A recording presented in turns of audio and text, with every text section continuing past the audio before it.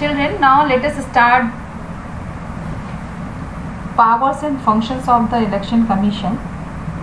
Let us talk about the function of Election Commission with respect to the conduct of election to Parliament and to the legislature of every state and of elections to the offices of President and Vice President are given as follows. यानी क्या functions हैं election commission के, वो सारे यहाँ पर दिए हुए हैं. लेट अस डिस्कस अबाउट बेटा. फर्स्ट फंक्शन, सबसे important, preparation of electoral rolls and photo identity card. यानी इलेक्शन का सबसे पहला प्रोसेस है वोटर्स की लिस्ट तैयार करना. उस लिस्ट को बच्चों कहते हैं इलेक्टोरल रोल्स. क्या कहते हैं? इलेक्टोरल रोल्स, जिसे हम वोटर लिस्ट के नाम से जानते हैं कॉमन लैंग्वेज में. And so preparation of electoral rolls and photo identity card is the first important function of election commission. The constitution provides for one general electoral roll for every territorial constituency of the Lok Sabha and state assembly. यानी हर चुनावी क्षेत्र का, हर territorial constituency यानी जहाँ पे election होना है उस एरिया को कहा जाता है बेटा कॉन्स्टिट्यूएंसी. यानी हिंदी में कहते हैं चुनावी क्षेत्र. तो उसका उस पर्टिकुलर एरिया का क्या बनता है? इलेक्टोरल रोल यानी वोटर लिस्ट बनती है. जैसे हमारा ये अलीगंज का एरिया है ना, यहाँ की एक पर्टिकुलर वोटर लिस्ट होगी. ठीक है. An electoral roll is a voters list containing the name, father's name, age and sex of the voter. यानी उसमें ये सारी डिटेल्स होती है वोटर्स की. These electoral rolls are updated from time to time to provide for new entrants and deaths as well as the other changes. यानी जब भी इलेक्शन होता है इसे अपडेट किया जाता है. आप अभी देखेंगे फिर 2022 में जो इलेक्शन होने वाला है उसमें भी वो अपडेट करने आएंगे. कौन? The members of election commissions. Okay, officers of election commission, they will come just update the details. The commission identifies eligible voters in each constituency and prepare the list of all eligible voters. यानी commission क्या करता है? Identify करता है eligible voters in each constituency and prepares the list. यानी voter को identify करके list तैयार करता है. फॉर एग्जांपल, अभी जो बच्चे 12th पास आउट हुए हैं उनमें से कोई अगर 18 ईयर्स का हो गया होगा ना, तो उनके जो आइडेंटिटी है या फिर उनका जो बर्थ सर्टिफिकेट है उसके आधार पर उन्हें क्या एलिजिबल माना जाएगा वोट देने के लिए. ठीक है. तो ये लिस्ट कौन तैयार करता है? कौन एलिजिबल बनाता है? Election commission. This is called voter list. In order to carry out this function the photo identity card for every voter is issued. और इस फंक्शन के लिए, वोटर लिस्ट को तैयार करने के लिए जो वोटर है, जो सिटीजन है, जो उसे क्या इशू किया जाता है? Photo identity card. Please underline this. For every voter is issued. This prevents fraudulent voting by impersonators. यानी पहले क्या होता था बच्चों? एक्चुअली पहले जब वोटर लिस्ट नहीं होती थी, मैं आपको बताऊं, किसी के भी नाम पे कोई और जाके वोट दे आता था. बात समझ में आई? यानी मान लीजिए आपके घर का कोई पर्सन एब्सेंट है, वो घर में नहीं है, वो बाहर है, या फिर कोई आपके घर की फीमेल मेंबर है जिसकी शादी हो चुकी है, तो क्या होता था? उनके नाम पे कोई फ्रॉड वोट दे के चला आता था. But because of this photo identity card this is not possible now. ठीक. इसके अलावा क्या होता था? किसी के भी नाम पे कई बारी ऐसा सुनने में आता था कि जो लीडर्स होते थे वो खुद ही वोट कास्ट कर देते थे. समझ में आई बात? Now it is not possible. So the next point, registration and recognition of political party. ये भी बहुत इंपॉर्टेंट है. The election commission grants recognition to the political party. यानी जितनी पार्टीज आप सुनते हैं ना, AAP and Sapa and Basapa and BJP, Congress, यानी सारी पार्टीज, हर पार्टी का जो रजिस्ट्रेशन है वो कहाँ होता है? इलेक्शन कमीशन में। इलेक्शन कमीशन ही उन्हें ग्रांट्स मतलब वो क्या करती है? एक्सेप्ट करती है, उन्हें रजिस्टर करती है। Registration and recognition of political parties. Now next point is given बेटा, अलॉटमेंट ऑफ सिंबल्स। अब आई थिंक सबको पता होगा कांग्रेस का सिंबल क्या है? हाथ का पंजा। बीजेपी का लोटस यानी कमल का फूल, एंड सपा का साइकिल। तो ये जो सिंबल्स है ना, वो कौन अलॉट करता है? Only election commission.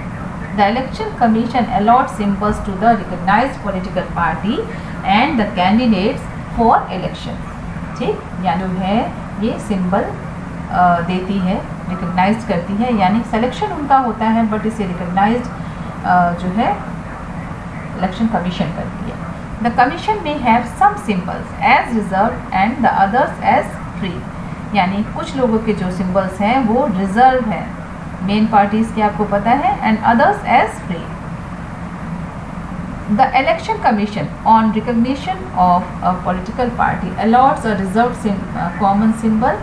The political party uses the symbol for all candidates sponsored by it। यानी आपको पता है कि बीजेपी के सारे मेंबर जो हैं लोटस ही यूज़ करेंगे, सपा के सारे मेंबर साइकिल ही यूज़ करेंगे, but what is given here, the independent candidates or non-registered political parties can select a symbol of their choice on the first come first served basis from the list of free symbols। यानी जैसे कुछ symbols तो well known हैं जो एक particular party के लिए reserve हैं, जो उस पार्टी में शामिल होगा उसे ही सिंबल वो मिलेगा, और कुछ सिंबल इलेक्शन कमीशन की लिस्ट में जो है वो फ्री सिंबल्स हैं, यानी जो व्यक्ति पहले आएगा, मान लीजिए कोई व्यक्ति किसी पार्टी से रिलेटेड नहीं है बट वो इलेक्शन में शामिल होता है, तो क्या होगा, जो पहले वहाँ जाएगा वो उस फ्री वाली लिस्ट में से जो सिंबल चाहे सेलेक्ट कर सकता है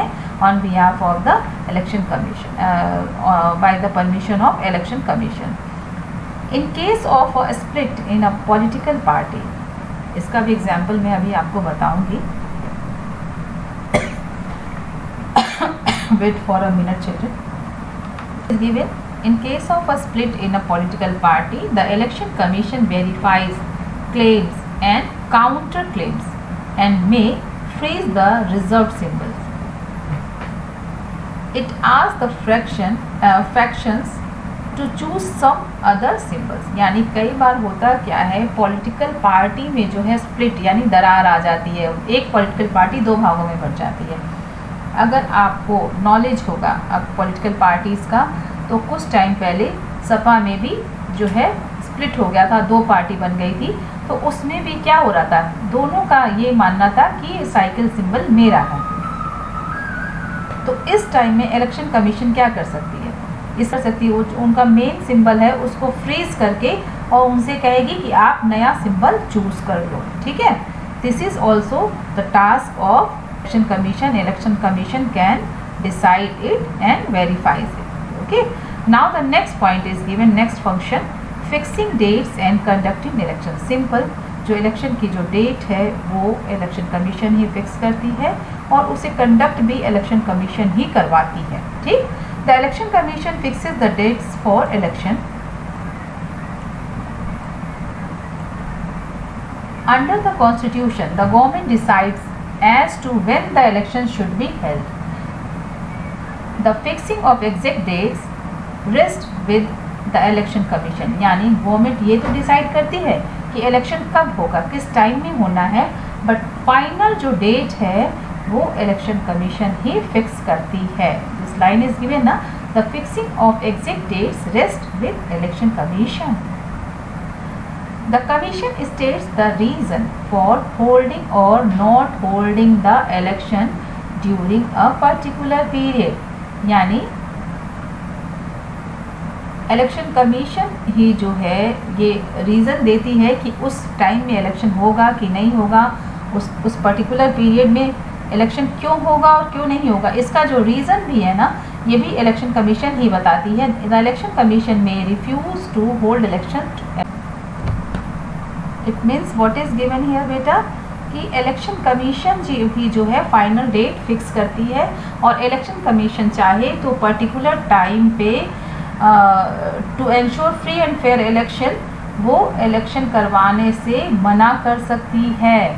यानी अगर कोई रीज़न है वहाँ पर कि फ्री और फेयर इलेक्शन नहीं हो पाएगा तो election commission may refuse to hold election on at a particular duration, okay, and in that particular period of time also. यानी किसी पर्टिकुलर टाइम पे अगर कहीं से ये कंप्लेन है कि वहाँ फ्री और फेयर इलेक्शन नहीं हो पाएगा तो इलेक्शन कमीशन के पास ये राइट है कि उस इलेक्शन को उस पर्टिकुलर टाइम पे कैंसिल करके दोबारा उसे फिक्स करे। Now the next point is given ensuring free and fair election. यानी अभी तक जो हम पढ़ते चले आ रहे हैं वो सारे फ्री और फेयर इलेक्शन करने वाले के ही प्रोसेस हैं, but to ensure free and fair election is also the power and functions of election commission. The election commission has to ensure free and fair election. The commission prescribe a code of conduct for the guidance of candidates and all others concerned. In addition, the election commission takes the following steps to ensure free and fair election. यानी free और fair election कराने के लिए ensure कराने के लिए जो election commission है वो गाइडलाइन जारी करती है किसके लिए, कैंडिडेट्स के लिए। फॉर एग्ज़ाम्पल 36 जो है 2 दिन पहले ही जो है इलेक्शन का एडवर्टाइजमेंट बंद हो जाता है, बहुत सारे रूल्स और रेगुलेशन हैं उसके बेटा। So for making the election free and fair the election commission has few rules and regulation. The first point is given, the commission may send central observers to the constituencies where there is danger of violence or booth capturing. This is done to ensure that citizens can vote freely without fear. यानी जहाँ पे कहीं ये डर है, ये danger है कि वायलेंस हो सकता है, बूथ कैप्चरिंग हो सकती है, वहाँ पे इलेक्शन कमीशन सेंट्रल ऑब्जर्वर्स यानी अपॉइंट करती है ऑफिसर्स को, पुलिस को अपॉइंट किया जाता है ताकि वहाँ पे लोग निडर होके वोटिंग कर सके, वोट कास्ट कर सके, okay. Now the second point, the commission countermands polling where it has reasonable doubt that some malpractice have occurred.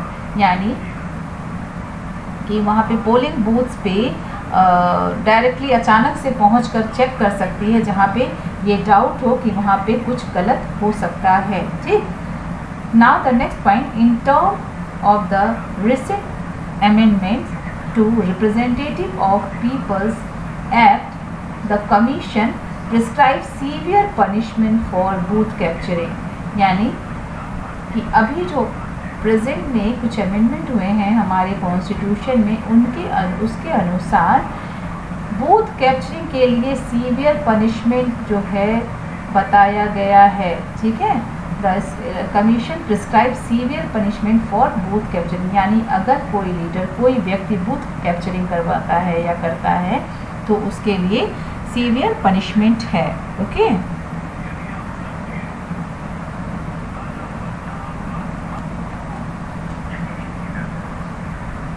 So children, what is given here? The first point, the commission may send central observers to the constituency where there is danger of violence or booth capturing. Second, the commission countermands polling where it has reasonable doubt that some malpractice have occurred. यानी जहाँ पे कुछ मैल practice आ सकती है, कुछ गलत हो सकता है, वहाँ पे उस पोलिंग बूथ को या उस पोलिंग को, उस चुनाव को, जो वोटिंग को इलेक्शन कमीशन रद्द कर सकती है। Election commission can cancel polling, okay, where malpractice have occurred. So the third point what is given, in term of the recent amendments representative of people act the commission prescribe severe punishment for booth capturing. यानी आपको क्या रखना है यार, पहला commission में send central observers keyword, second the commission countermands polling or cancel the polling, and the third point is commission can prescribe severe punishment for booth capturing. Now the next point is given, appointment of polling booth officers. So what is given? The election commission appoints polling booth officers in for the constituencies. This process is set into the motion as soon as notification for the conduct of election is made. यानी जैसे ही election announce कर दिया जाता है कि election होना है, उसके बाद से ही अपॉइंटमेंट ऑफ पोलिंग ऑफिसर्स का जो अपॉइंटमेंट है वो शुरू हो जाता है. Understood children? फॉर एग्जाम्पल, मान लो अभी आपने सुना होगा कि ग्राम पंचायत के यानी रूरल लोकल सेल्फ गवर्नमेंट के जो है इलेक्शंस हुए थे. तो इलेक्शन होने के ठीक पहले पोलिंग ऑफिसर्स का अपॉइंटमेंट होता है और ये अपॉइंटमेंट कौन करवाता है? आपका election commission. Okay children, this process is set into the motion as soon the notification for the conduct of election is made. Which process? Appointment of polling officers. Now each constituency is put under the overall supervision of an officer not less than the rank of deputy commissioner of the district or the magistrate. यानी हर क्या दिया हुआ? Each constituency is put under the overall supervision an officer.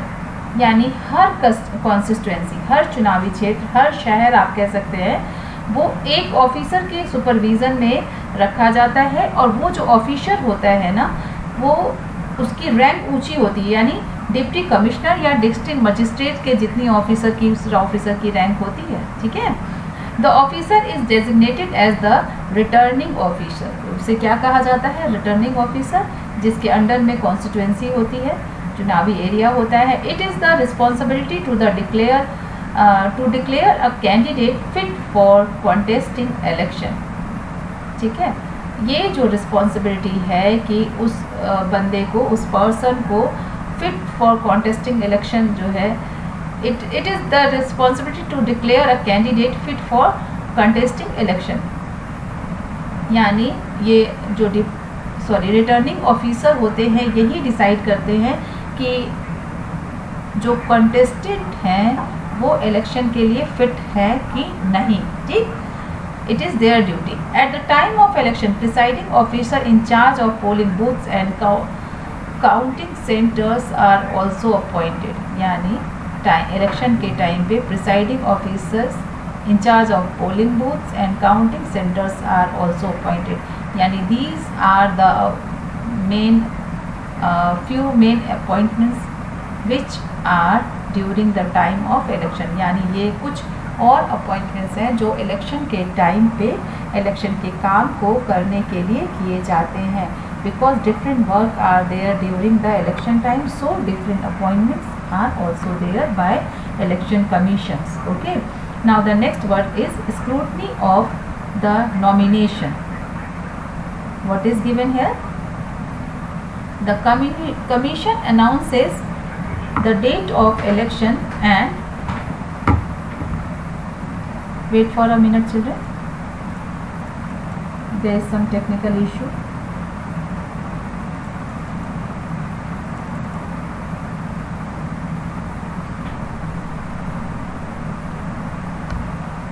Yes. Scrutiny of a nomination papers. The commission announces the date of election and the date of filling nomination papers and the last date of withdrawal for nomination. यानी election commission जो है क्या announce करता है? Date of nomination paper nomination के लिए और withdrawal के लिए, नॉमिनेशन के विड्रॉल के लिए. और उसके बाद क्या होता है? Scrutiny of the application is made by the returning officer. यानी उस एप्लीकेशन पेपर की स्क्रूटनी यानी रीचेकिंग की जाती है और वो रीचेकिंग करता है returning officer. The returning officer has to verify whether the provision concerning the deposit, election symbols, election agent etc. have been fulfilled. यानी सारा पेपर ठीक से भरा गया है कि नहीं, all the information are correct or not. Next is scrutiny of election expenses, that is also responsibility of election commission. Now it is given scrutiny of election expenses. So scrutiny का मतलब क्या होता है बेटा? उसे रीचेक करना कि the information is correct और not, the data is correct और नॉट. ठीक है, उसको वेरीफाई करना. सो जो इलेक्शन में एक्सपेंसेस हुए हैं उसकी स्क्रूटनी करने का भी रिस्पॉन्सिबिलिटी इलेक्शन कमीशन का ही होता है. ठीक है, the election commission scrutinises the accounts of election expenses submitted by the contestants. यानी अभी क्या है, कॉन्टेस्टेंट्स के लिए एक पर्टिकुलर अमाउंट जो है वो निर्धारित है, वो दिया गया है कि आप उससे ज़्यादा खर्च नहीं कर सकते. और वो डिटेल कॉन्स्टिट्यूएंट्स को जो इलेक्शन में जो मेंबर्स जो इलेक्शन के लिए खड़े हुए हैं वो मेंबर्स को वो डिटेल इलेक्शन कमीशन को देना पड़ता है. In order to downplay the role of money influencing election, the contesting candidates should submit the statement of account to the returning officer who submit it to the commission for scrutiny. यानी जितने contestant होते हैं वो होता क्या है कि पैसा दे के लोग वोट खरीद लेते हैं ना. तो इस चीज़ को रोकने के लिए ये सिस्टम बनाया गया है और हर कंटेस्टेंट को अपना पूरा जो ये एक्सपेंडिचर का डिटेल है वो रिटर्निंग ऑफिसर को यानी उस एरिया के रिटर्निंग ऑफिसर को सबमिट करना होता है और वो ऑफिसर इसे कमीशन में सबमिट करता है स्क्रूटनी के लिए, रीचेकिंग के लिए. Okay, the election of the winning candidate can be declare invalid if there was malpractice. यानी किसी भी कैंडिडेट की अगर जो डिटेल है वो इनवैलिड डिक्लेयर कर दी जाती है because of malpractice, because of any wrong thing. So what, अगर वो विनर है, वो विनिंग कैंडिडेट है, तो भी उसे डिक्लेयर कर दिया जाएगा क्या? इनवैलिड. उसका जो इलेक्शन है वो कैंसिल कर दिया जाएगा. ठीक है. Now advisory of the functions. The election commission also advises the president और the governors of the state in respect of electoral matters, disqualification of members, election disputes, petitions, etc. यानी election commission, we know this is very higher post, तो उनका एक advisory function भी है. वो क्या है कि वो प्रेसिडेंट और गवर्नर ऑफ स्टेट को एडवाइस करते हैं किस मैटर पे? इन मैटर ऑफ इलेक्टोरल मैटर्स, यानी जो इलेक्टोरल लिस्ट है, वोटर लिस्ट है, उस मैटर पे. डिस्क्वालिफिकेशन ऑफ मेंबर्स, यानी if there is any matter to disqualification of members, and election disputes and petitions. So this is the advisory function of election commission. So children, now the chapter is over, but what will be there? We will